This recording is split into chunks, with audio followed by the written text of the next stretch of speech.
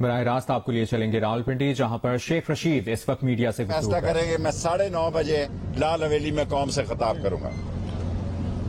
जी बिस्मिल्लाहिर्रहमानिर्रहीम। थोड़ा सा मैं आपको इसकी जो तफसील है उससे आगाह कर देता हूँ। उससे आज हमारी कोर कमेटी की, सेंट्रल एग्जीक्यूटिव कमेटी की मीटिंग जो है वो बनीगाला में हुई है वज़ीर-ए-आज़म इमरान खान साहब के साथ, और इसमें हमने सारी सूरत हाल का गहरा जायजा लिया है और हमें इस बारे में कोई, हमारी इसके ऊपर कोई दो राय नहीं है हमारी कोर कमेटी में कि ये एक बहुत बड़ी साजिश के नतीजे में ये सारी जो हुकूमत की तब्दीली है, ये एक बैनुल-अक़वामी रिजीम चेंज ऑपरेशन था जो यहाँ पे हुआ। उसका जो लेटर गेट है, उसका जो सारा दस्तावेजात है, अब हमने उसको डीक्लासिफाई करके कल स्पीकर को भी भेजा, उसके बाद हमने चीफ जस्टिस साहब को भी भेजा है और उसके बाद सदर साहब के पास वो पहले ही है और चेयरमैन सेनेट को। कोई भी गैरतमंद आदमी इस चीज को कबूल नहीं कर सकता कि हमारे मुल्क के फैसले, इस मुल्क के ऊपर हुकूमत कौन करेगा, किसी बाहर के दारुल हुकूमत के लोग करेंगे। मेरा ये ख्याल है कि ये किसी भी हुकूमत की, किसी भी मुल्क की गुलामी का सबसे बड़ा सबूत ये होगा कि वो उसके फैसले मुल्क से बाहर हों। इसीलिए हम समझते हैं कि पाकिस्तान 1940 में वापस चला गया है और 23 मार्च 1940 से दोबारा जदोजहद, जिस तरह आज़ादी की शुरू हुई थी, वही जदोजहद पाकिस्तान में अवाम को दोबारा करनी पड़ेगी।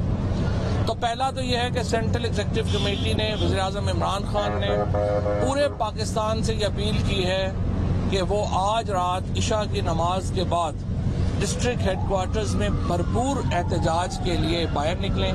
पाकिस्तान तहरीक इंसाफ के कारकुनान, शहरी, फैमिलीज, बच्चे, बड़े, उन तमाम से हमारी अपील है कि इशा की नमाज के बाद वो बाहर निकलें। और हमने जो डिस्ट्रिक्ट के मुकामात हैं वो सोशल मीडिया के ऊपर शेयर कर दिए हैं कि हर ज़िले में कहाँ पे मरकज़ी मामला होना है, उसके ऊपर वो वहाँ पर पहुँचें और उसमें अपने एहतजाज में शरीक हों। उसके बाद शाह महमूद कुरैशी साहब को आज हमने नॉमिनेट किया है अपना वज़ीर-ए-आज़म का कैंडिडेट। इसका जो इलेक्शन लड़ने के दो बुनियादी मकासद हैं। एक तो ये कि हम शहबाज शरीफ के कागजात को चैलेंज कर सकें। हम समझते हैं ये बहुत ही जुल्म की बात है कि शहबाज शरीफ, जिनके ऊपर 16 अरब रुपए की जो टीटीज का केस है, जिस दिन उनके ऊपर फर्द जुर्म आयद होनी है उस दिन वो पाकिस्तान के वज़ीर-ए-आज़म के लिए इलेक्शन लड़ रहे होंगे। ये इससे ज्यादा तौहीन आमेज पाकिस्तान के लिए क्या बात होगी कि एक फॉरेन इंपोर्टेड हुकूमत, एक फॉरेन सिलेक्टेड हुकूमत पाकिस्तान के ऊपर इम्पोज कर दी जाए और शहबाज शरीफ जैसे शख्स को उसका सरबराह बना दिया जाए। लिहाजा कोर कमेटी की रिकमेंडेशन ये है कि वज़ीर-ए-आज़म इमरान खान को उन्होंने ये कहा है कि हमें असम्बलियों से मुस्ताफ़ी हो जाना चाहिए और उसके लिए हम कौमी असम्बली से शुरू कर रहे हैं। अगर शहबाज शरीफ के कागजात के ऊपर हमारे ऑब्जेक्शंस नहीं होते तो कल ही हम ये रेजिग्नेशन जो है वो दे देंगे।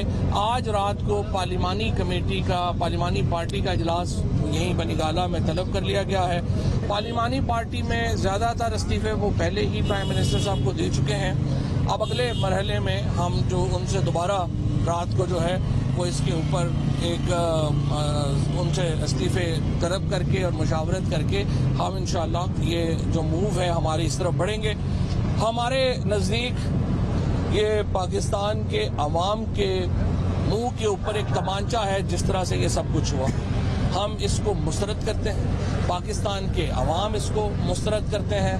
पूरी कौम इस वक्त इमरान खान से एक रहनुमाई की तवक्को करती है। पूरी कौम इस वक्त पाकिस्तान तहरीक इंसाफ से ये तवक्को करती है कि वो इस गैर मुल्की साजिश के लिए सड़कों पे निकलेंगे, वो एक जदोजहद में जाएंगे। और हम ये समझते हैं कि अगर हमने इस वक्त कौम को मायूस किया और एक बड़ी मूवमेंट की क़यादत इमरान खान ने नहीं की तो ये पाकिस्तान की सियासत के साथ, पाकिस्तान के आइन के साथ एक धोखा होगा। और इसके अलावा कोई और चारा नहीं है कि हम इस गैर कानूनी हुकूमत को मुस्तरद करें और पूरे मुल्क के जो अवाम है वो तहरीक इंसाफ के साथ इस बड़ी मूवमेंट में आज रात इशा के बाद ही शरीक हों। हम उसके बाद एक भरपूर और जामे प्लान देंगे और मुझे इंशाअल्लाह ताला उम्मीद है कि हम अगले चंद महीनों में ये चंद हफ्तों में हम इंशाअल्लाह मुल्क में नए इंतखाबात की तरफ बढ़ेंगे। नए इंतखाबात के अलावा पाकिस्तान में कोई हल नहीं है इस बहरान का। और ये बहरान जिन्होंने भी पैदा किया है, जिनने मिल के पैदा किया है, उन्होंने पाकिस्तान की रियासत के साथ दुश्मनी की है। हम समझते हैं कि सुप्रीम कोर्ट के फैसले से जहां पर हमें उम्मीद थी कि वहां पे हल निकलेगा बहरान का, उनके फैसले से ये बहरान ज्यादा पेचीदा हुआ। फिर रात को जिस तरह से अदालतें खुली 12-12 बजे, इस वक्त हमारी जो जुडिशरी है जिसका वैसे ही कहते हैं कि 126 नंबर के ऊपर है, रात के बाद तो मेरा ख्याल है कि वो कहीं आखिरी नंबर पे भी जो है वो चली जाए तो उसके ऊपर कोई ज्यादा हैरत नहीं होगी। जिस तरीके से रात को जुडिशरी को रात 12-12 बजे जज साहबान जो हैं वो आए किया, वो एक ऐसी बात है जिसको पाकिस्तान के लोगों ने दिल से नापसंद किया है। और तमाम इस वक्त जो पाकिस्तान का सोशल मीडिया है वो इन चीज़ों को देखा, उस पर उसका इजहार हो रहा है।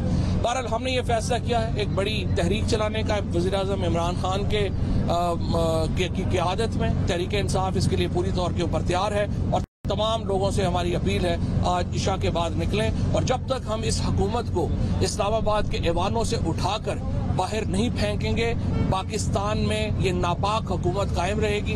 उस वक्त तक पाकिस्तान के किसी इदारे को कोई सेंटिटी हासिल नहीं होगी और ये इंशाअल्लाह ताला हम आज रात से ही शुरू करेंगे। बिस्मिल्लाहिर्रहमानिर्रहीम।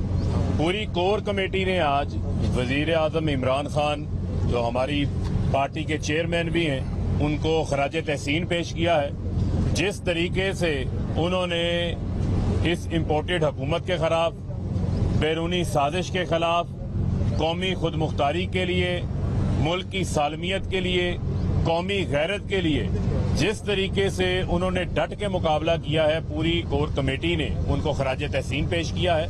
और इसी के साथ साथ वज़ीर-ए-आज़म इमरान खान को करप्शन के ऊपर, मनी लॉन्ड्रिंग के ऊपर उनको किसी ऐसे चार्ज के ऊपर नहीं हटाया गया जो चार्जेस उनके खिलाफ साजिश का हिस्सा बनने वाली कठपुतलियों के ऊपर हैं, जिनके ऊपर 16-16 अरब के 14 मुलाजमीन के मखसूस चपड़ासियों के केसेस हैं। आसिफ अली जरदारी के ऊपर पीटीआई के रहनुमा रावलपिंडी में मीडिया से गुफ्तगू कर रहे हैं।